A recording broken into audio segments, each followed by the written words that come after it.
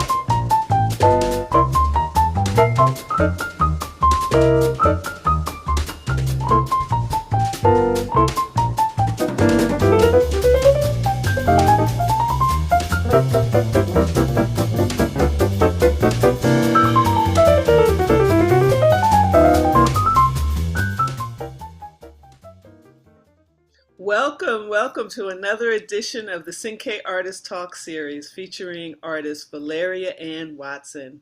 My name is Deirdre Harris Kelly, and I'm one of the co-directors along with Joanne Bryant Reed of the Romare Bearden Foundation.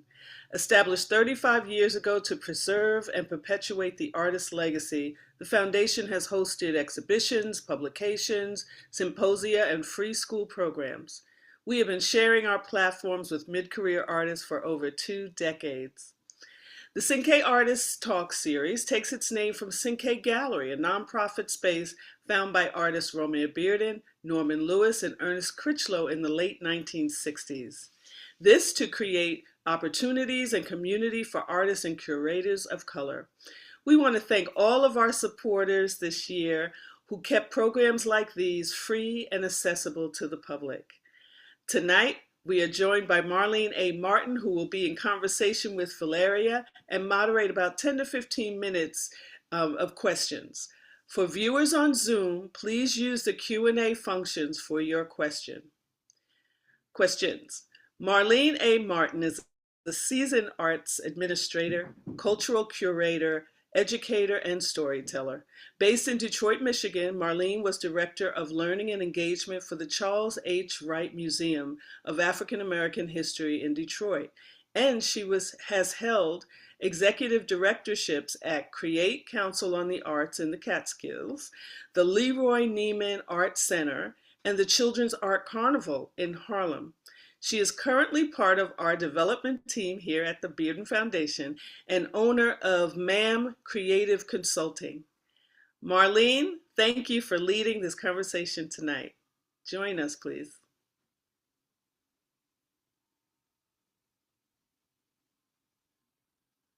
There you go. Hi, Marline. Thank you. Hi, I'm going to turn it over Deirdre. to you. Okay. I had to get on that flight from Detroit. Thank you. Good evening, everyone. And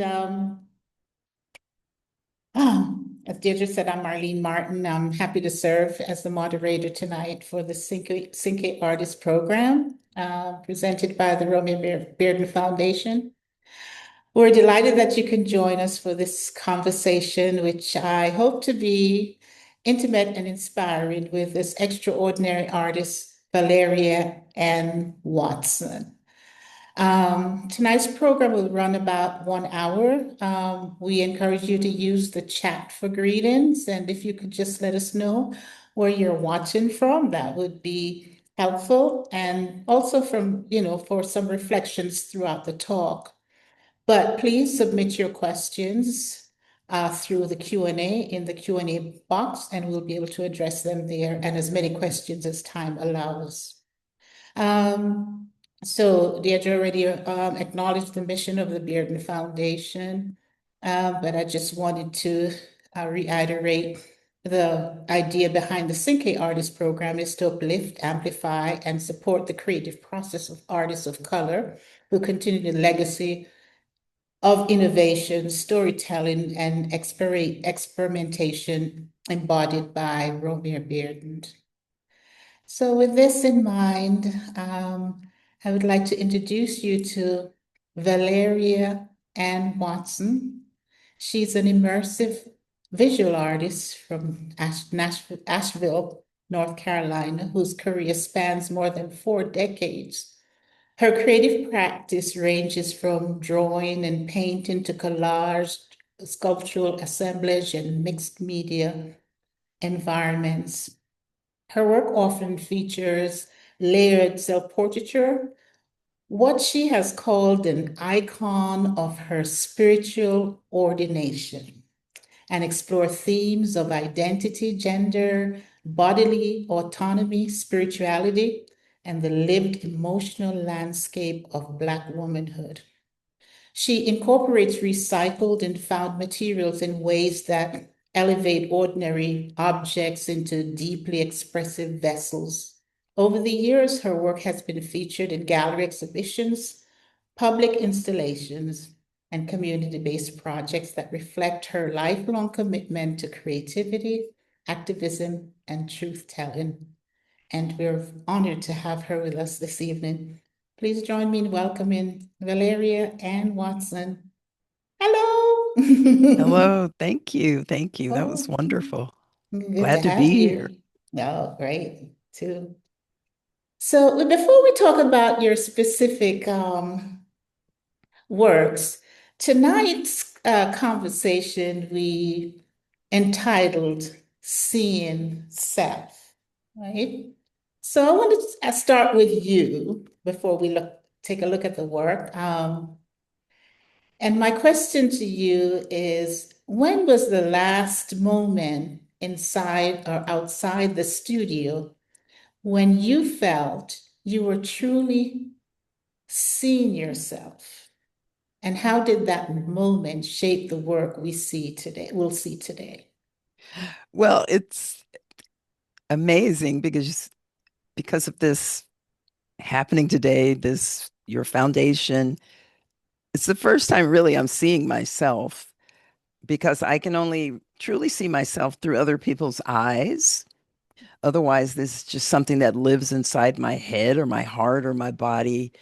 And it's not verified until I see other people who say, or who ask me questions or say, I see you. Mhm. So it's an emergence. It's an emergence. So it's something new that's happening now. And it's pretty exciting for me. Oh, that's wonderful. So can you talk about your beginnings as an artist? Like, how did your creative language first emerge? Well, as a child, I always knew I was an artist. When I went to school, elementary school, and we had story about Egypt and Nefertiti. And I went home. I was so excited. I'm like, I'm an artist. It was the first explanation of what art was to me. And Mhm. basically, I was told, well, you can't really be that. And I was like, oh, but that's what I am.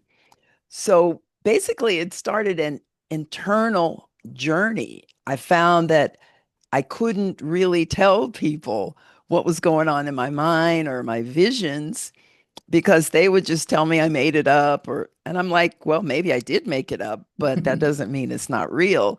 Mhm. And I could always see through dimensions.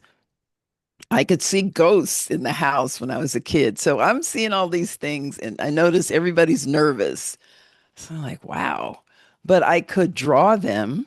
Mhm. And my grandmother, we always watched Lawrence Welk. So we would see waltzes and polkas and all these dances. And my grandmother would help me make costumes. And then I would impose them on my cousins, in Denver. And we would put on shows and try to have music and do all of these things that were really kind of unusual, you Mhm. know, but it was just something that was all around me. My grandmother's either crocheted or knit or sewed and baked in the kitchen. And I could see these things, and I lived in a magical world that was very internal, because I remember times I would just scare my sister by telling her, "Oh, let's get on this spaceship," and we'd go somewhere, and then the Martians would come, and then she would get scared, and I was like, "Oh God!" And then she would tell my family, and so anyway, I was always like kind of getting myself and my sister and other kids in trouble for doing things that were just unusual. Okay, very imaginative. Why don't we take a look at some of your artwork Okay. before we delve any further, so some of our audience could have an understanding. So, can we have our first slide? I am This Africa. slide is I Am Africa, yes. So, what does claiming Africa signify in your artistic and personal identity? Well, again, it's a thing that was, as a child, denied. The truth of what Africa was denied to me. Mhm. So as I look at my canvas, the word Africa and the Africans, my ancestors, are in the ground, but they're rising out of the ground. And I see myself then as this almost like a lion or a vampire or something that is coming up out of nature to reclaim Africa and find out what Africa really is. And the branches on the side are always symbolize to me the redemptive power of nature. And then at Mhm. the top, I have these Egyptian symbols Mhm. and always looking at rebirth, reincarnation. I was always searching for the truth. What is the truth of Africa? Because it can't be what these people are saying. So that's part of this. And feeling like I'm fighting for it, fighting for the right to tell Mhm. people what it is. Mhm. So this piece is, you feel it's more of a rebirth for yourself? Yeah, it was part of a series that I Uh-huh. did called the Torture Church, Mm. and where some of the pieces were the people who were in Abu Ghraib and being tormented by American soldiers. Mm. So not only do I have those three figures at the top, which is a photograph from some of those prisoners, but I put my face on them.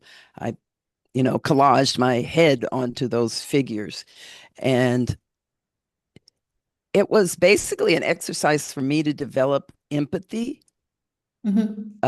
empathy, and it also allowed me to heal so that this anger or righteous indignation was not harmful, but was released in a creative way. So I could actually put that liberation into the painting. You go through the whole journey from the ground to Mhm. the trees to the person that's out front fighting, and Mhm. then the mystical symbols. And sometimes, at the end, then I figure out what the painting is about. Mhm. What I really love about this painting, and I wanted to just start with this because you may say this was a vampire, but I see definitely not that. I see more of a lion. Hmm. Um, our relationship with Africa, whether we look at Mother Africa, some of it some of us call it that, and we claim that. And also Mother Earth. So Yes. having, that image coming like rooted, coming out, and then everything else branching out on top of it just was for me a very powerful piece that was, both maternal and very spiritual in just connection to our ancestry, Hmm. and just our own personal identity. I'm So glad to I hear wanted that. to I wanted to Because leave. I don't, this is the beginning of me getting reactions to my work, so Hmm. they've lived inside me, so they become alive in you, in your eyes and your Hmm. voice. So Well, it's, it may be that's your individual experience, is that. But when we look at this, we also are looking at our collective history. yes. Yeah, so of course it's gonna speak to me in some way. This is all, I see myself in it as well, how I intertwined into it. And so can we go on to visual number two, Abba Abba? Ah, that one. Yeah. So returning always to women's issues, Hmm. women's bodily autonomy, women being able to display their naked body in a sacred space, which is difficult to find. There's freedom in the world to see perverse images of the Hmm. female body and almost hardly anywhere except, Hmm. in some art that you Hmm. can see where this woman is trying to express herself on many levels and writing about it. So this is very energetic. This is like multidimensional. They're dancing, they're Hmm. communicating, their heads are connecting, and Hmm. that's just kind of what it's about. Yeah, well, the title itself is just very, it's rhythmic. And I wonder though, is this work an act of calling out or of sending out or calling in, you know, like in terms of like emotions, Mhm. the pattern, abba abba. I don't know. I don't know if there's a musical that I'm Yeah, hearing in this. it's definitely musical, and I work stream of consciousness, so Hmm. most of the times I have to look back and see what it's about myself. Hmm. Hmm. Um, don't know why I chose that So title. you didn't have any performative intention with this or any. No, I Yeah. most of my art, I just enjoy doing it. Hmm. And like Michelangelo said, he sees the form in the stone or whatever he's carving. It's like Hmm. they exist, and then I'm just pulling them through, and it actually feels good to paint it. Hmm. And so I may have like 4 or 5 paintings I'm working on at once. So if I'm working on red, I'll be doing red around the room, and then I'll be Hmm. doing green. And sometimes I'll work to music, but sometimes it's just me traveling through these actual dimensions. And that's how I see them and Hmm. feel comfortable with them. Hmm. Okay, let's do number three because I want people to get a sense of your work and visual number three. This My is church church ladies. ladies. So who So are the church ladies in your imagination? the Are church they ladies from my community? life Uh-huh. were my mom and all of the women that I grew up with, the pastor's wife, the mission sisters. And I was fortunate to grow up in a segregated community in Texas. So it was my church was here, the school was here, the Dairy Queen was here, my grandmother's houses were here. It was a real community. So those church ladies formed my opinion of who I was to grow into as a woman. And in a way, in this, I'm saying that in a way, I felt that they were betrayed. The innocence that I knew was betrayed.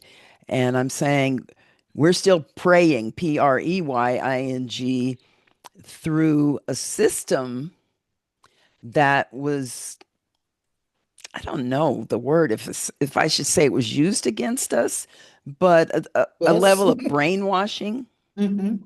that for my life destroyed that beauty. So I'm trying to bring it back by saying, as a church lady, I think we can do this, and we're going to read these books, and we're going to be the fierce fighters, and we're going to talk about the things that are wrong, and we're not going to forget the cross, because that's part of what we were, that's our core. We were taught about how to be good, how to be good Christians. And I was fortunate that I was surrounded by good Christians that were charitable to their neighbors. If a kid was going to school and he didn't have a lunch, my Aunt Bertha would make a lunch and go out and take it to him.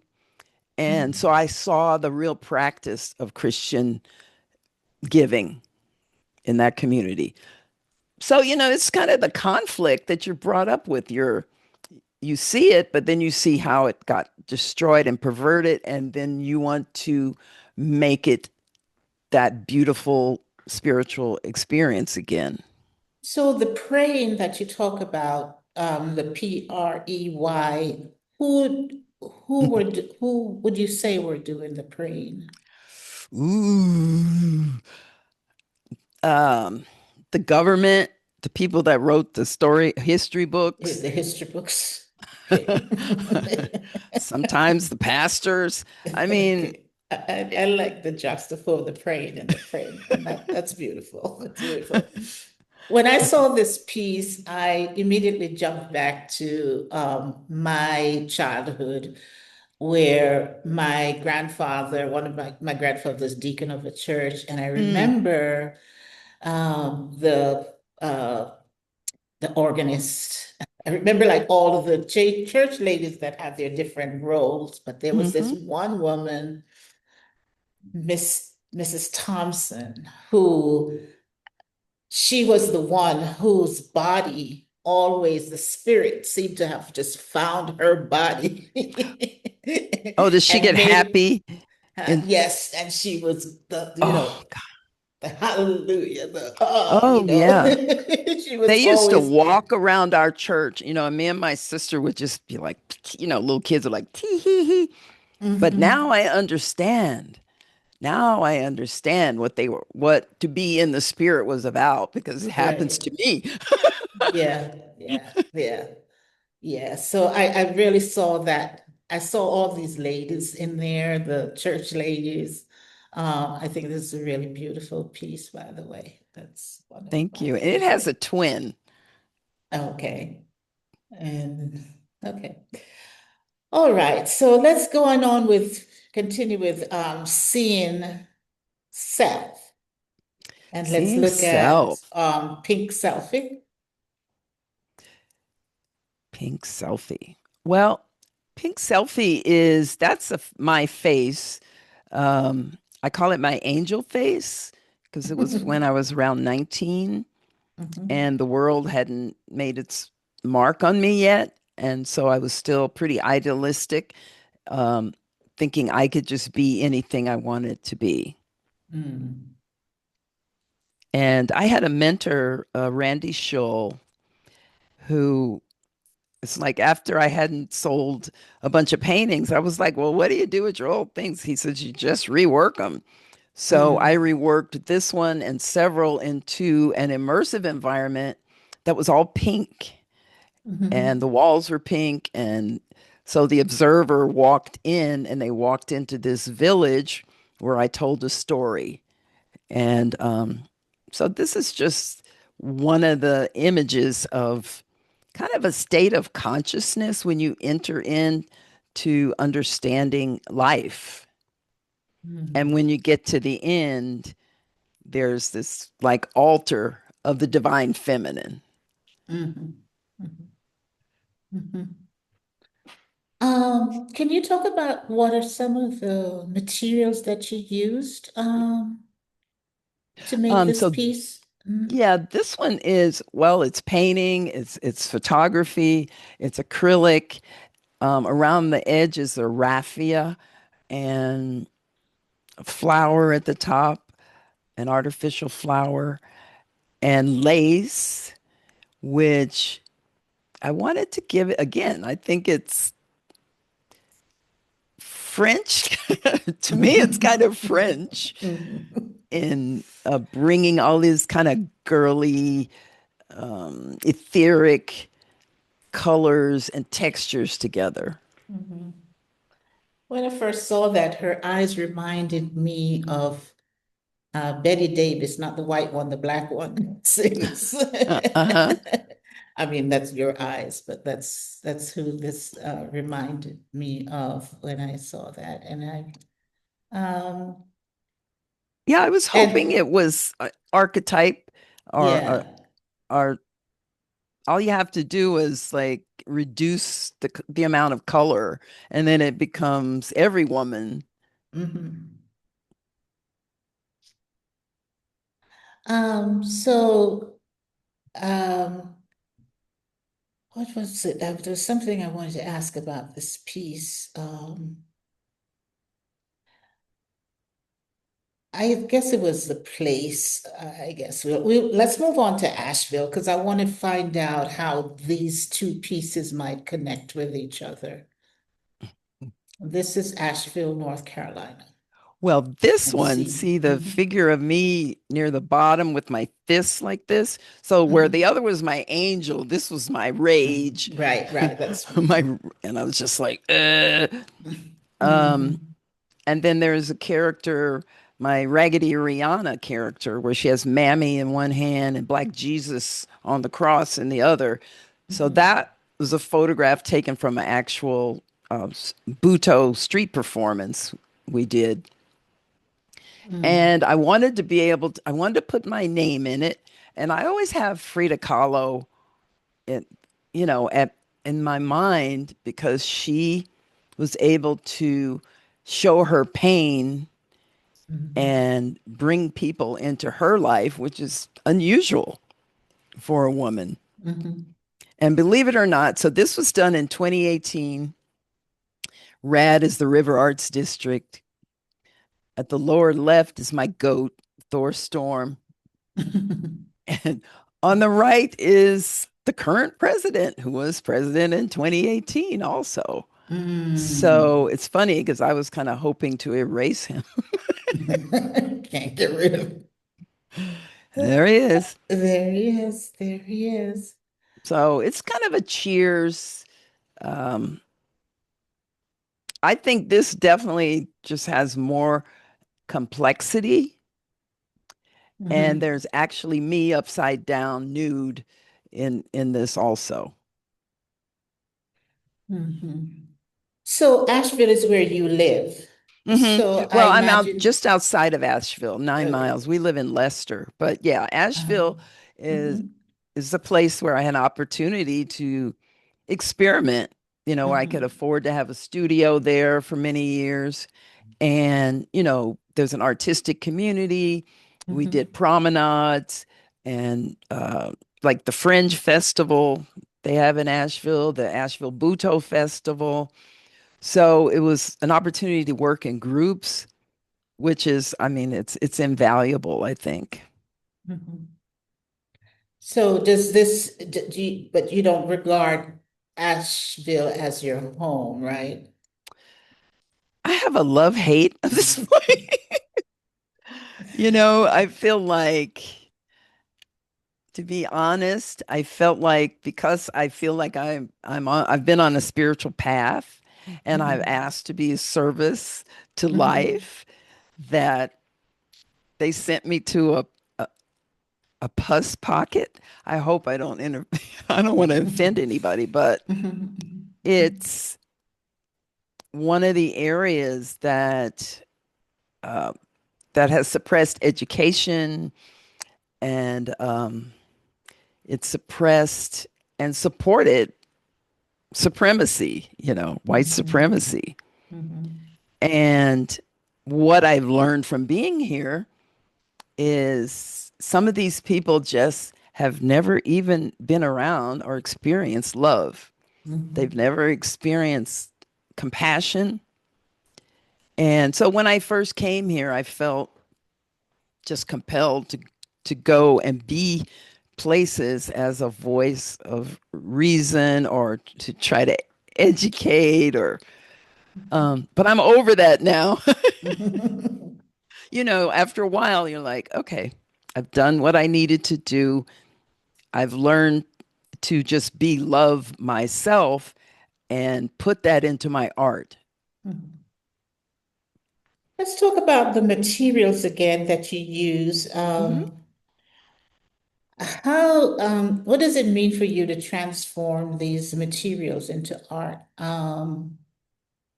What do they give the work that's just more than the traditional mediums? Hmm. Like, I see the painting Well, is there, but there's so much more. there's the main thing is because I've done so many different things, and I don't know what people would call my type of consciousness. It's like Mhm. I see all, like, through dimensions. I can see through the ground. I've had many, so I feel like this is like a lifetime where I choose to ascend. So I'm Mhm. pulling together all the divergent experiences. I've been a costumer in Hollywood, so I have a collection of costumes. So I've Mhm. been, a bit of a performer in theater and stuff like that. So I'm constantly like, okay, why do I love this? Why do I have a rack of clothes? Why do I have this? So it's always a self exploration, where Mhm. I feel like I'm walking into my mind, investigating, why is this here? Why is this here? Why Mhm. did I marry that man? Why did I do this? Mhm. And what am I to learn so I can go forward lighter and more effective in my communication, or fulfilling my plan. I'm one of those, feels like, okay, you have a divine plan. I came here to do something, Mhm. and I'm constantly bettering my ability to communicate. So when you come into a world and your vision doesn't exist anywhere, that's why I do immersive. I have to do the room, I have to do the clothes, I have to Right. do You have to build a everything to village. recreate it in Mhm. something that's, first of all, reminiscent of my ancestors, the work I've done through with the Yoruba and being initiated like that. But I also have a connection with the Norse deities. Mhm. And so I'm like, okay, okay, here we are. We're Mhm. the whole gang here at the table. And so sometimes I'm expressing them. Right. Okay. All right. So, and we're talking about, let's move on to the person of the year. Who's the person of the year in your view? Is that subjective, symbol, or self in this It piece? always starts with me. Uh-huh. And again, this whole issue of, am I being seen in the world? Mm-hmm. So that's why I put my face on Time magazine. And I'm the teacher in the middle, reading from, I can't even, what does that book say? Does that say person of the year on the book, right? And of Yeah, I course I can't have on see my that. church lady hat. Mm-hmm. But again, at the bottom is the earth, the soil. And in that Mm-hmm. soil is like Ellen Sirleaf Johnson. It's all of these different Black women that, yeah, maybe we heard of, and then they go back into the unseen again unless we bring them out through our conversations about them. Mhm. So I always think things aren't ever one thing, they're always Mhm. all of the things because you start somewhere, but it always reconnects. It's like the Ouroboros. It's always the snake eating its tail. It's Mhm. it's Mhm. reconnecting, and that's where I am in my life, where I can finally like, oh, I understand because I have 50 years of asking myself these questions and Mhm. expressing them through color and paint and costumes and moving and dance. Right. And let's move to priestess. You That talked one. about being in the Yoruba culture, and so this piece, can you, um, is that your icon of priesthood? Yeah, so What? well, and it's a cutting board. So these are two Right. sides of a cutting board.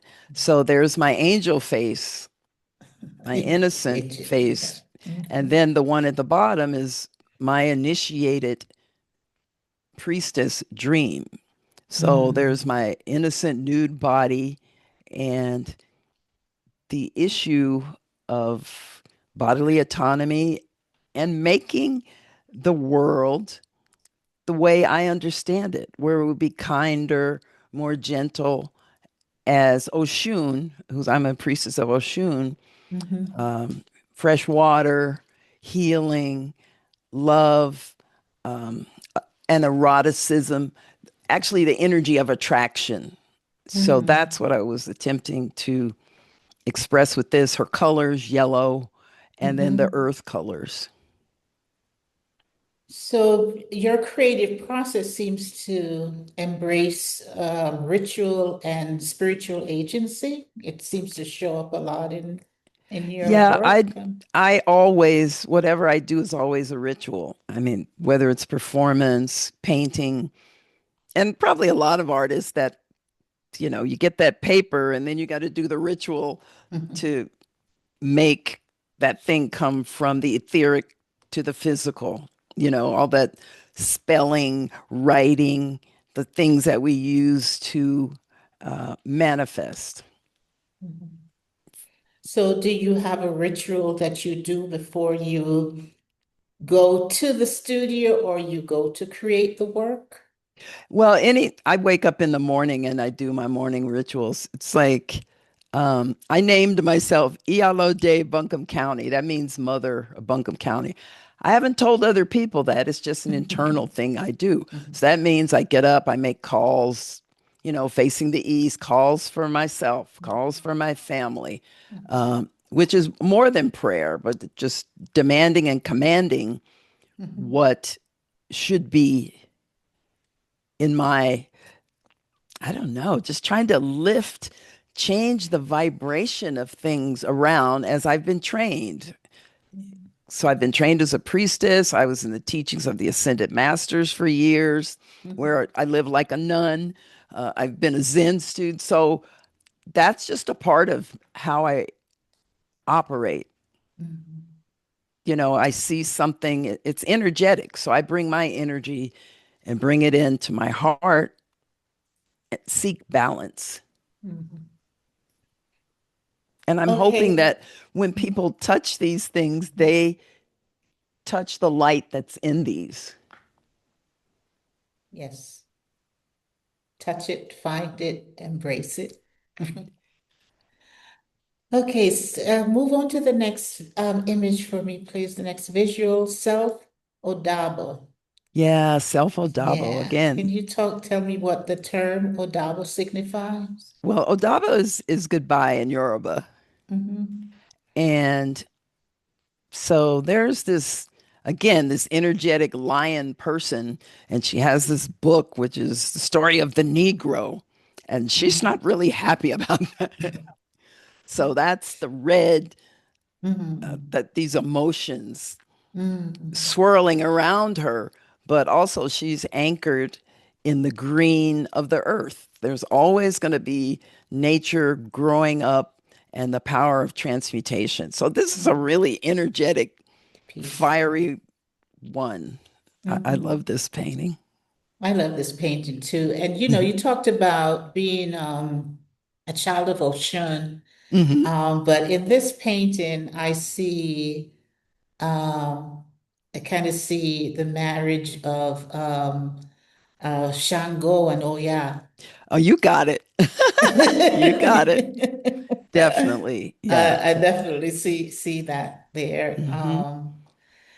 Again, it's there's in your work what I'm noticing these layers of selfhood, right? Hmm. And it's like you're developing a coded language, which is somewhat masked, but at the same time very declarative, Yeah. right? And in each piece, I just see performance. Right. Because there's a doll there, Yeah, and there's. I Mhm, actually made casts of my nipples and put them in the painting. There's just mhm, all kinds of rebellion and non-compliance and just no, it's not just it's gonna be my way. It's gonna be good. I'm gonna be mhm, like I don't feel like was ever a good physical mother to my mhm, children because my life was so much turmoil. So it's easier mhm, for me to think of being a world mother mhm. because I'm always seeing from like a far distant view of things and seeing energy moving, which, is reflected in the strokes in my paintings. Yes, yes. So yeah, Okay, so I think that's one she's I the really like that painting a lot. Like she's I a said, mad mama, I yes, think. it's a bad mama job. Right. Let's move to glass. Queens on the Queens glass. under glass. Yeah. So that's from the actual queens are from I collaged them in and then I painted on them and then I put the glass and then I painted on top of the glass Hmm. and put safety pins and so it's just layers and layers and layers and what I'm doing is because we're used to seeing African people, they're brown and they're in brown dirt and everything's brown and then you have three colors you can use. Mm. So I have these are the way I see the etheric. We're surrounded by gold and butterflies and birds and hearts and this sweetness that I Mm. felt I never saw uh, being represented. Hmm. So, but the sweetness is there. And I like painting on glass because if you get close to this, you can look into it. So you can Hmm. like enter in It and you changes your can't viewing really, experience. yeah, you Yeah, can't really yeah. take good photographs of it. I mean, this looks Hmm. really amazing in Hmm. person and it'll Hmm. never be recreated Right. in its full reality. So you have to see it. Most of my art, Hmm. you have to see it and you can touch it. There's physical things that stick out of the paintings or break the edges, or there's always some rebellion against what is. Hmm. Well, also this piece, kind of, the queens, I feel like you're protecting us, by putting it under Well, I glass, feel I've under, had to do over. that because, Yeah. when I grew up and, National Geographic and all these magazines, there's always these um, African women with no tops on in Hmm. their natural, innocent Hmm. beauty. Yeah. And then when you grow up, you find, oh, well, that, I mean, it's like, men tell you, well, yeah, that I knew where I could see some naked women. I'm like, this is not Playboy Yeah. magazine, folks. Yeah. We have It's about just 3 minutes left in our cool. conversation, Okay. and no, it went by fast. I want to just show talk, no talk. Thank you. Uh, And you want to talk about this a little bit, just what role does this play in your work overall? so again, it's showing through dimensions. These are thoughts, these are dreams. The lady with I call it's not a Pegasus. I made up a name for the horse looking thing. I call it a flying Iroquois. Mm, And mm, then the other one has a version, I think, of a church hat. And then With I a, might have some people in there that are surfing on, I just, surfing through the sky. mhm, And talk no talk is, I'm just realizing is kind of what my life has been, mhm, that I've been able to talk through these things I draw, and I'm just beginning to talk physically to other human beings that are my peers. So I'm just discovering that. Okay, I won't tell you my interpretation of it, but I wanted to ask one more question. What does it mean to you to be part of this Bearden legacy conversation, or to be part of this You, conversation you tonight? talk about good karma. I, I feel like I was so inspired by Romare Bearden that started me in this whole collage process. Mhm, And to be with people that carry on his legacy, I don't know, is that my destiny? Or it just makes me feel very, very honored, and that all of this training, all of this study that I've done can be used to benefit others mhm, and carry on. I mean, like I'm catching on to his legacy. I'm just like, it's so really exciting and an honor. mhm. Okay, wonderful. I don't see any questions in the Q&A. Um, and so let me go into the chat to see what's Okay. there. This is my friend Uh, Sharky. She's a Thank you, tattoo friend. Sharky. How did you get started as an artist, and how did you arrive at your particular collage techniques? It was as soon as the first time I heard of Romare Bearden, I started doing that because otherwise I had been doing, trying to remember, could it have been Mhm, right after high school where I was doing more than drawing, and we started doing collages or transfers, which allowed me to, so if you can draw, I can draw. I can draw realistic looking, but that wasn't enough for me. I wanted to show the emotion or the different dimensions. And yeah, I mean, I think elementary school, really, I mhm. knew that this was my Yeah. thing, not only drawing, but then having costumes to somehow tell these stories. Mhm, mhm. I think you did mention before, we did talk a little bit about how when you started was in high school, Mhm. Where I and started winning awards w- for things, right. Oh, contests. so you're an award winner. Yeah, from high school. I still have all my certificates and things.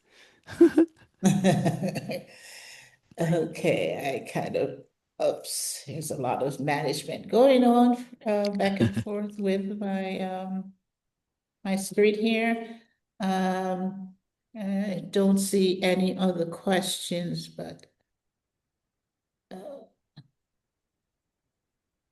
I'm let's excited to be see. able to share my work with other people, to have them ask me questions because, like I said, otherwise it just lives inside my Silent, interior chateau. yeah. Um, Nadal, if you don't mind putting up that last slide, the montage of Valeria's work, I would Oh, appreciate that. performance. The performance work, yes, I would So appreciate the that. ones on the left, this was really memorable because I performed this the corner of Eagle Market Street in Asheville in front of Mm-hmm. the Young Men's Institute, which is the oldest Mm. African American cultural center. And I had on a suit that belonged to my mom and a hat that was given to me by one of the church ladies. I had the luggage that belonged to my grandmother, and I Mm. had a basket full of brown dolls. So we walked from Zion Church up the street to the corner of Eagle Market Street, and I just unpacked my bag and put my little black children, and I put up a clothesline, and I just made myself at home. And then at the end, of course, I had to become the lion and run around Mm. the corner. The one on Mhm. the right, this is my 75th birthday, and I'm at Versailles.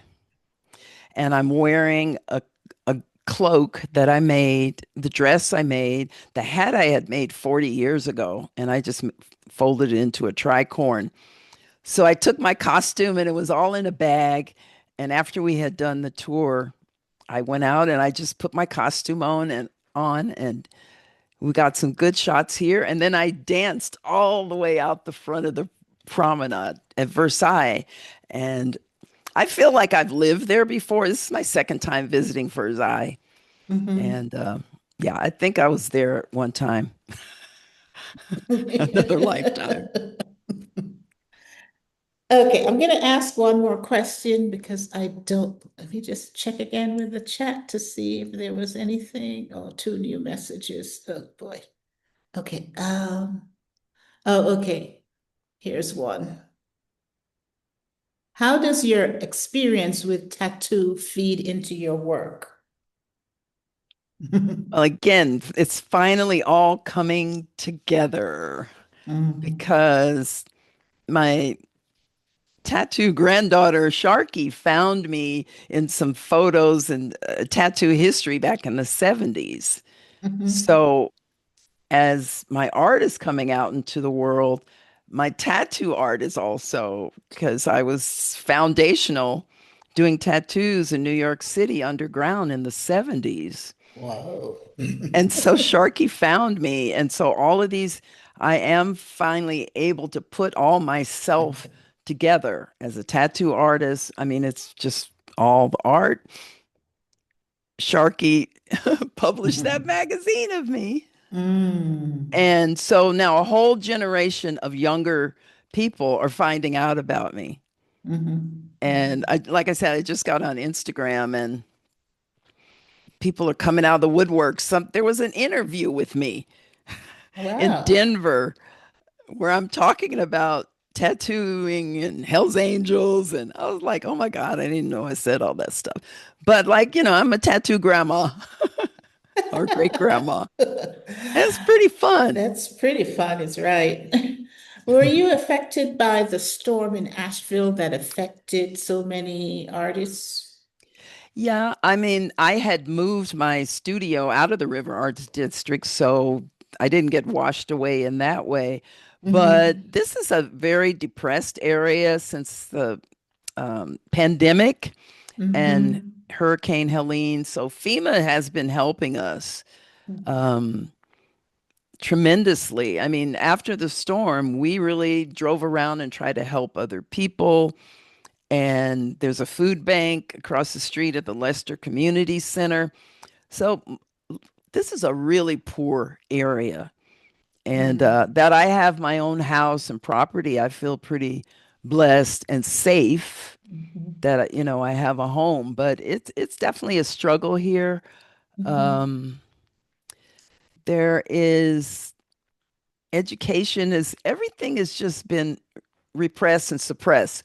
So a lot of times the things I do seem really far out, especially as a woman, to be talking about gender or sex, or as a Black woman to be talking about anything, you know. So, uh, but I'm like, I feel like I have a nonprofit, Zamani Refuge African Culture Center, and I have done supportive work for 20 years here in Asheville. And so now it's time for Mama. Mama needs to get paid. Mama needs her chateau in France. You know, Mama has needs. So I don't Yes. feel guilty, you know. I used to be kind of conflicted because it seemed like my life was, I had had so much a better life than other people, but everybody's life has a certain amount of pain, and mine certainly has. You know, I live here. My children, one of my sons is in Portland, one's in Texas. I wasn't able to raise my children because my home was never peaceful. Mhm. You know, it was never peaceful. So now I'm peaceful, and I have people that are asking me things, and I'm with the partner that we live together in peace.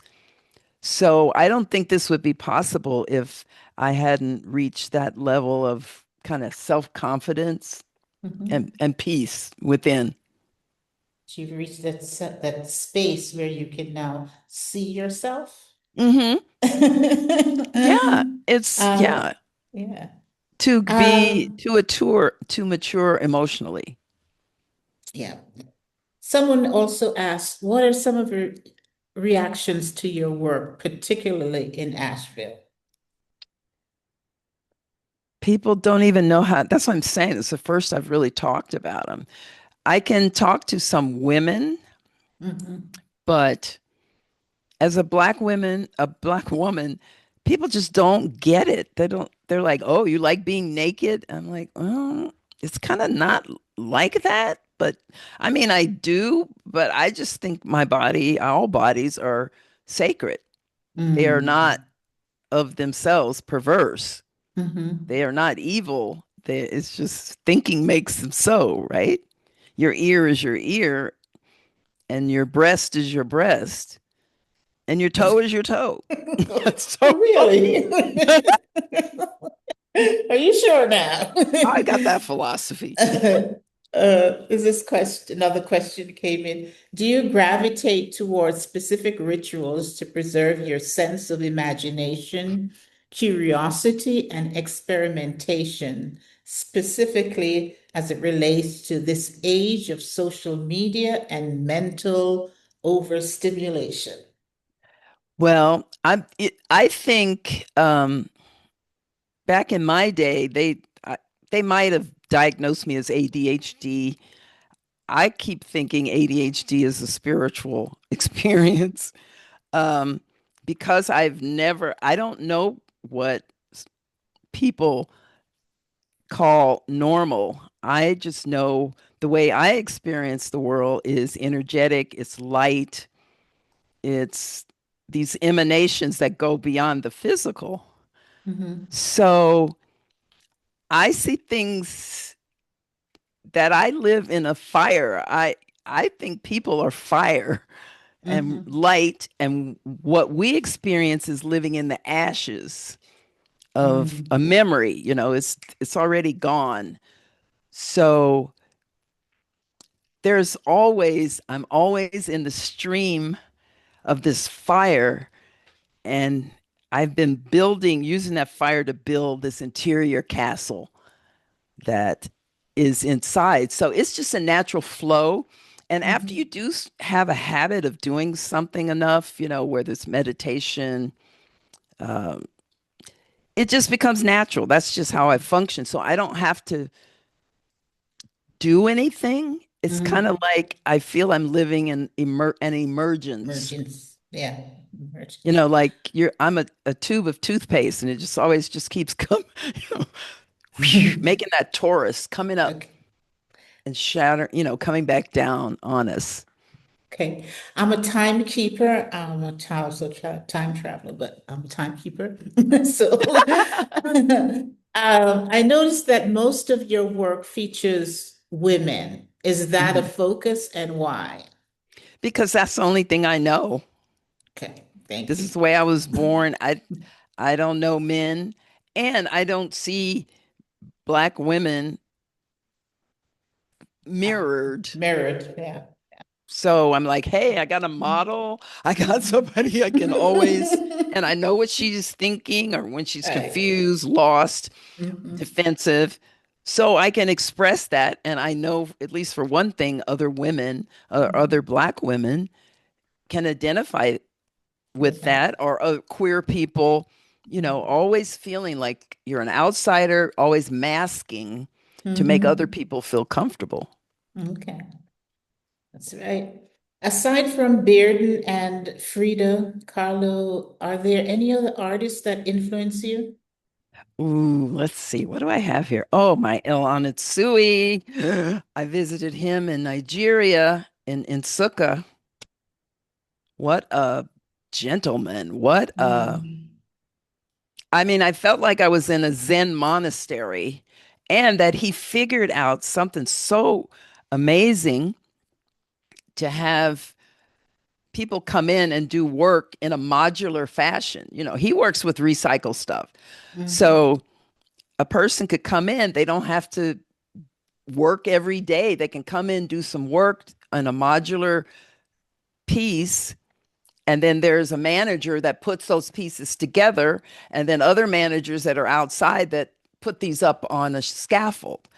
And I was like, "Ooh, you figured out something really good." So just to, you know, talk with other artists, and like I mentioned, Randy Scholl and Hetty Fisher here, he let me do my first immersive at their Pink Dog Gallery. Mhm. And it's just fun to work with. At the time we were both working with Barbie dolls and mannequins. So it's just fun to work with somebody. And like what I shared with Anatsui, so he's this world renowned artist, but he was like, "Oh, you have your sketch pad?" And I said, "Oh, yeah, I take my sketch pad everywhere when I travel." He says, "Oh, I always meant to do that." Mhm. And just communicating on a level where um, you're trying to capture your creativity. Mhm. So, um, Okay, Valeria, we have hit 7 o'clock. I'm going to try to give a couple of minutes just so I could get this in. Can you talk about, someone wants to know, can you talk about selling your work? How can people acquire works, website? And are website? you exhibiting anywhere soon? Well, yeah, on my acquire page on my website is actually those paintings that we talked about. And I don't know, I might be in New York soon. I guess I have to ask Joanne what's going on. Okay. But yeah, I hope This. to, it's obvious I have to get to a bigger arena. So I'm looking forward to that. And I'm also going to Texas to Sharky's going to bring me up to speed with tattooing. So there's something new happening that Something. maybe ceremonial, tattoo, environment, art. You I are don't know. looking for your future audience, right? I am. I Yes. really am because yeah, I'm Okay. I'm looking to jump out internationally and meet my peers and meet collectors that realize how important it is to support a Black female artist that has consistently, without basically any outer support until now, continued to do my art, just continue to draw, paint, sculpt. So, So thank you. This has been a pleasure and a blessing. Ashe. Continued blessing to you. Thank you to our producer, Nadal. Thank you to both the co-directors of the Romare Bearden Foundation, Deirdre Harris Kelly and John Bryant Reed. Yes. If you want to learn more about Valeria's work, visit her website at valeriaannwatson.com. And if you look on your page right now, there's also her Instagram handle. Oh, good for you. Yeah, that's my new one. Mama That's certainly, Scarabus. So that yes. was Scarabus Tattoos was the first tattoo shop I had in Phoenix, and I named it that. So coming back as Mama. Thanks to Harlem One Stop and the Harlem Cultural Collaboration. Again, my name is Marline A. Martin. It has been such a pleasure to be with you this evening, and I wish you all a very happy, a very joyous, and a very peaceful holiday. May your blessings be abundant. Ashe. And we will see you. Keep in touch with the Romare Bearden Foundation, and we will see you in 2026. All right. Thank you, Okay. everyone. Thank you. Good night. Night.